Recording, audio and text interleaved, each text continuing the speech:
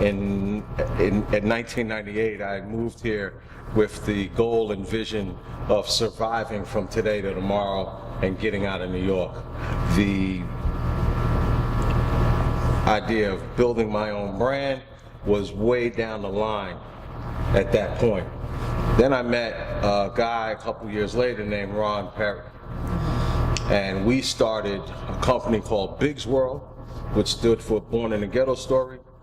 And out of Big's World, we started RP55. Originally, RP55 was his name, Ron Perry, born in 1955, and he was from DC. After about 6 months, I said, okay, wait, put the brakes on. We got to make this Reynolds and Perry, because I'm doing the design. I can see this is taking off. We don't need no problems 2 years from now. He was like, yeah, well, he didn't like it that much, but he couldn't argue it that hard. And we were both really getting money, and that was the real thing. Let's get this money. You know, let's not get our egos in the way. You know, so let's keep it moving.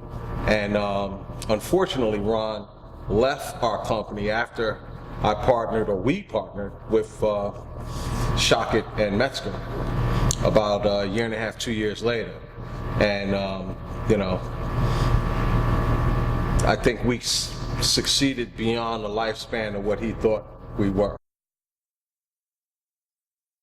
I did a t-shirt in 1984 on my kitchen table. I learned to do a t-shirt that morning. I used to be a graffiti artist, then I became a black book kid, then I became an oil painter, and I had a loft in the village. I knew Basquiat, and I had a loft down in the village, doing oil painting on the Lower East Side, living that kind of life, very, very bohemian, very, very free. It was a really big loft on 6th Street and Avenue C. Madonna used to sing in a bar up the street, and I didn't know how to do t-shirts. I said, I should do t-shirts, I bet I could sell some. I went up in the building to another artist, asked him how you do it. He told me. I went and bought the stuff, came back, made my first t-shirt, which was said Thriller, from a comic book called Thriller. That night, I made $850 selling t-shirts. And I said, this ain't bad. I need to make some more. I always enjoyed drawing, I always enjoyed painting, and I also always enjoyed reading. So it's a kind of a deep question.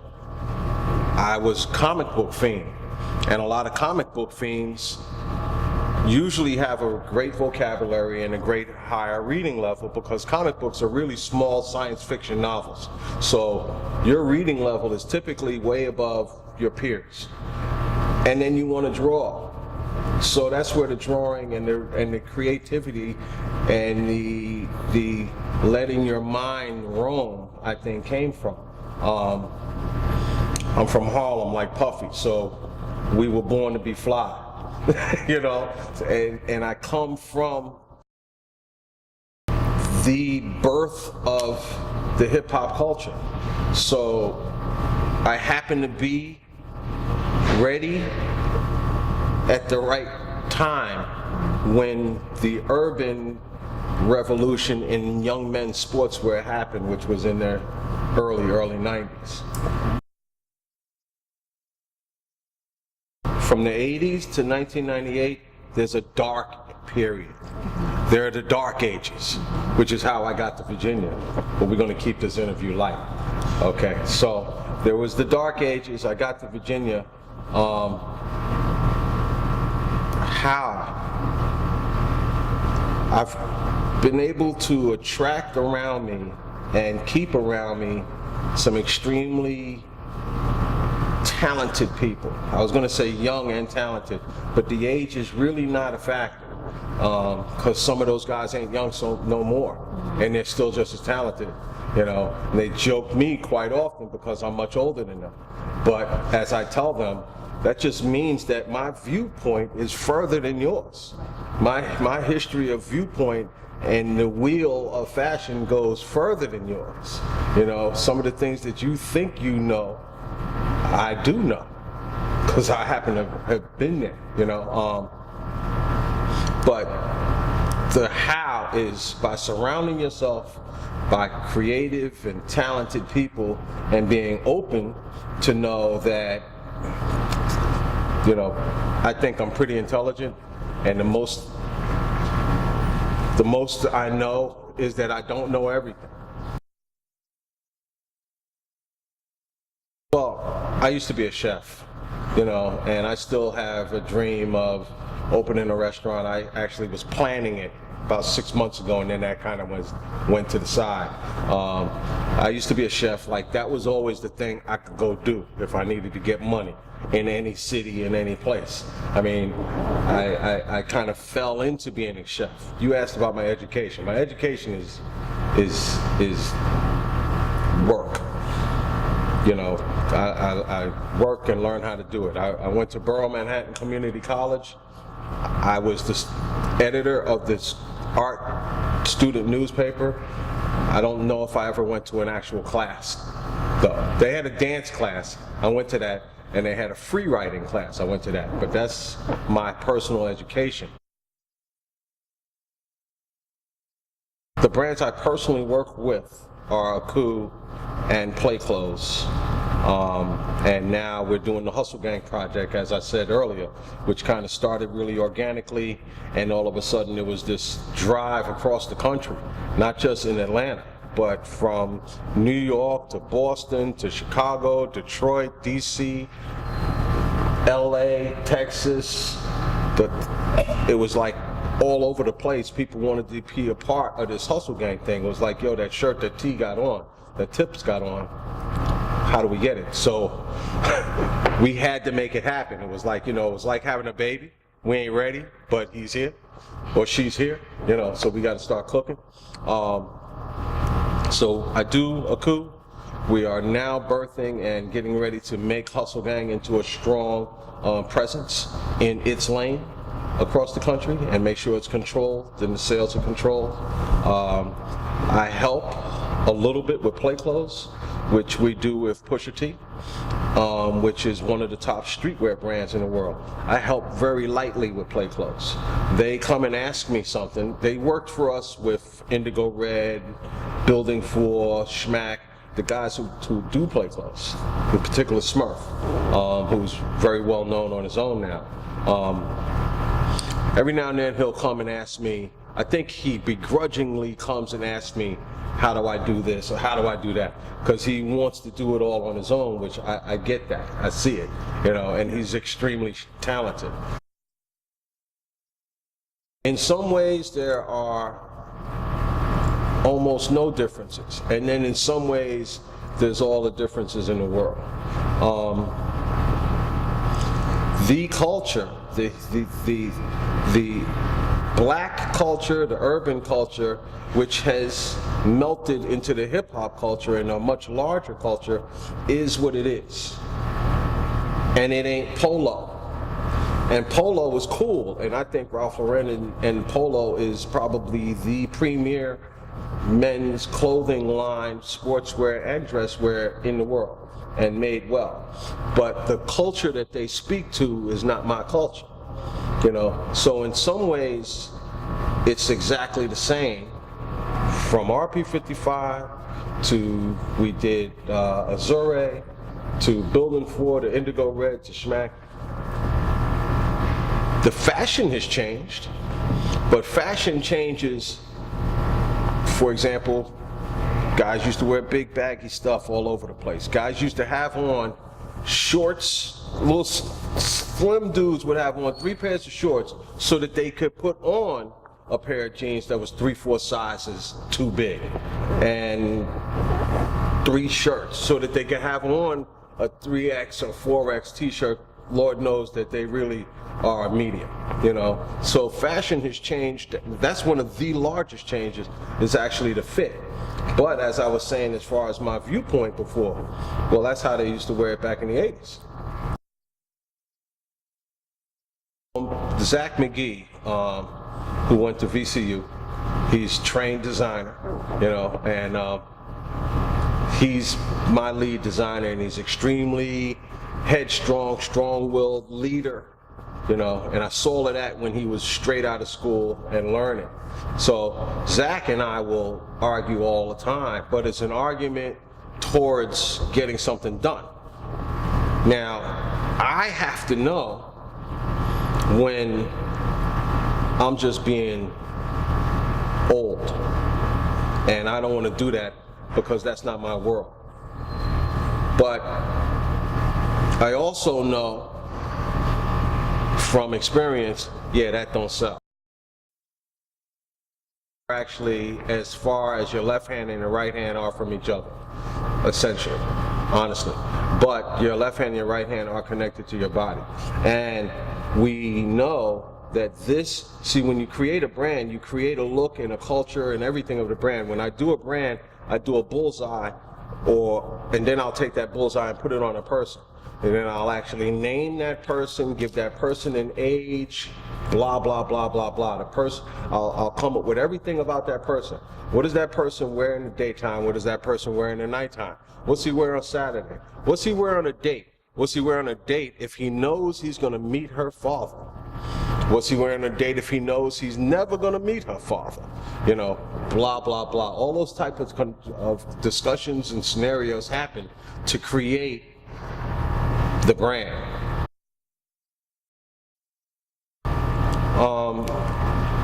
A lot, T.I. in particular, a lot, Pusher will come and be in here till the wee hours of the morning. And if we were in Atlanta, I bet Tip would too. So Pusha lives here, so he'll come here when he's here and not traveling and be here. And I've left him. I'm like, all right, I'll see y'all. You know, it's 9 o'clock at night. You know, 10 o'clock at night, I'll see y'all. And I've heard that they were here till 3 and, you know, whatever. Like this is a music studio or whatever.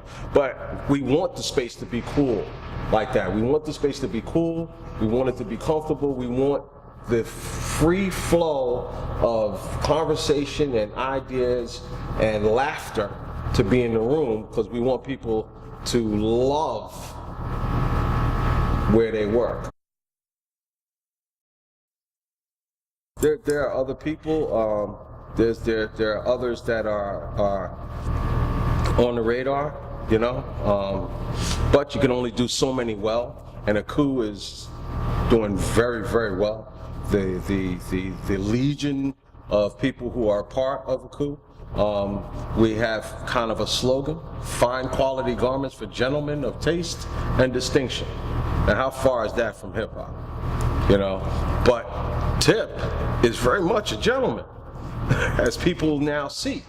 He's not just, he really, if you notice, I keep going Tip and T.I.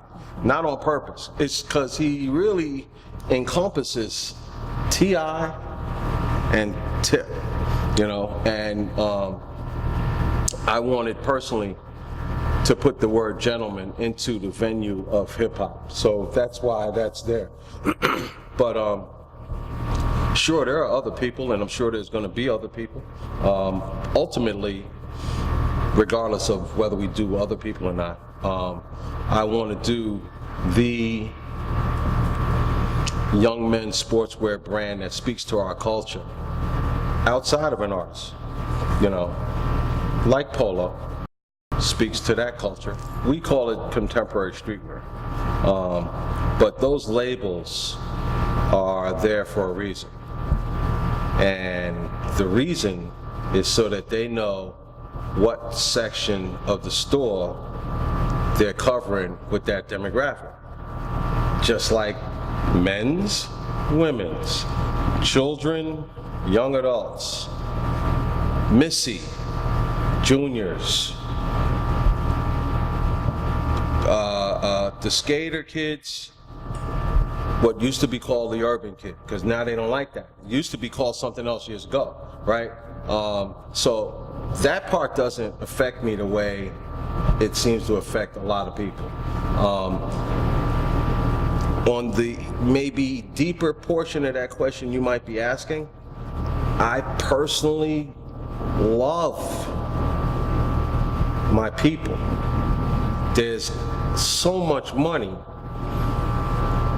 in our culture You just got to learn how to hustle. You got to learn how to get the money. You got to learn how to do the things that we need to do. How come we don't sell hair? You know, I mean, come on, for real. If I was gonna, if everything fell apart, and I don't like the hair thing, but for real, I'm a businessman. If everything fell apart, I've been to India. I know that's where they get in their hair. You know, I came up from that. In my house, I have a little shoe shine box that I found because when I was a kid, I was a shoe shine boy. I had to tell my designers that one time because they was in there just, you know, playing around on the internet. I was like, you know, I used to shine shoes. That's who you work for.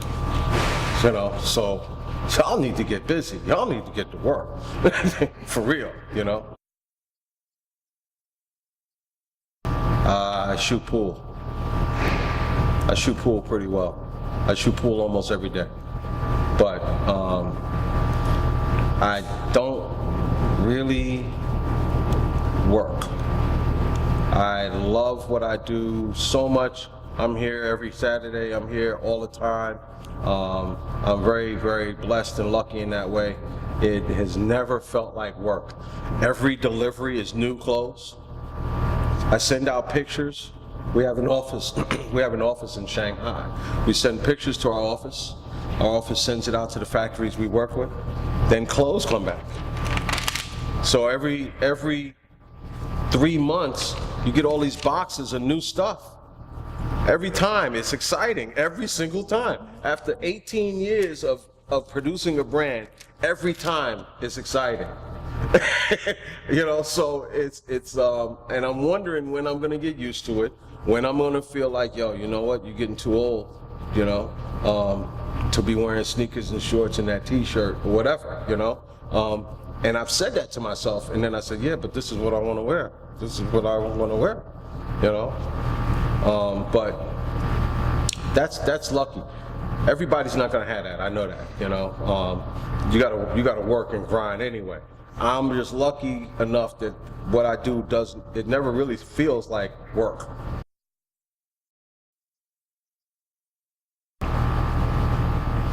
That it continue. It's one of the largest. It's probably one of the largest financial and cultural shifts that has not been truly televised and spoken about to happen in culture in America. It's right up there with voting.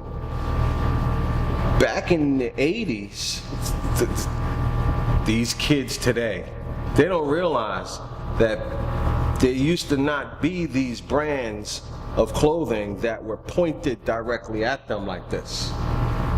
In our culture, it used to be Nautica, Tommy, Polo. Some areas might wear Izod, some places might. Then all of a sudden there was a guy named Carl Jones. He did this thing that they used to wear on this show called Living Color and the Fresh Prince called Cross Colors. And all of a sudden it was like, what's that? That looks weird, that looks strange. And it wasn't really done that well, but it looked different because it was pointed at us. And he did it in the most rudimentary ways at that time. The colors were red, black, and green, and yellow, and blah, blah, blah, you know. And then it was also, he got a hook to the HBCUs, you know. And it was on those shows. It was on all of those shows. What was that show? Living Single? No, where they're college kids. After the Cosby Show. Anyway, different world. A different world was on. That show was on all those shows. He heard about a guy that was coming up named Carl Kanai. Rather than compete, they backed Carl Kanai. I don't know where Russell Simmons decided, I'm not letting this happen without me being involved. He did Fat Farm. All of a sudden, the door has cracked open. Then came this brand who used LL Cool J as their spokesperson called FUBU. When FUBU happened, it kicked the door completely off the hinges and a whole rush of us came through into an industry that we knew nothing about. You would think we was walking around naked. you know? But when we all came through, all of these people who make clothing, all of a sudden, at the least, had to hire some black people to stand in front of the booth. At the least. But then they realized, wait a minute, we still, are making clothing that they don't want. So then they had to hire designers. Wait a minute. Okay, we're making clothing they don't want, but we don't know how to talk to them. Then they had to hire marketing. Then they had to hire, all of a sudden we was sliding in the door sideways, every which way, climbing through the windows. So my hope is that it doesn't end, and that people don't take it for granted, their power. Like, I watch a lot of stars wearing Gucci, and bigging up all of these things, that are great, and they're amazing, and hopefully one day some of our designers will hit that type of a level of excellence. But we have to learn how to nurture our own future. And this is a huge, huge industry. I mean, think about it. Nautica almost doesn't exist anymore.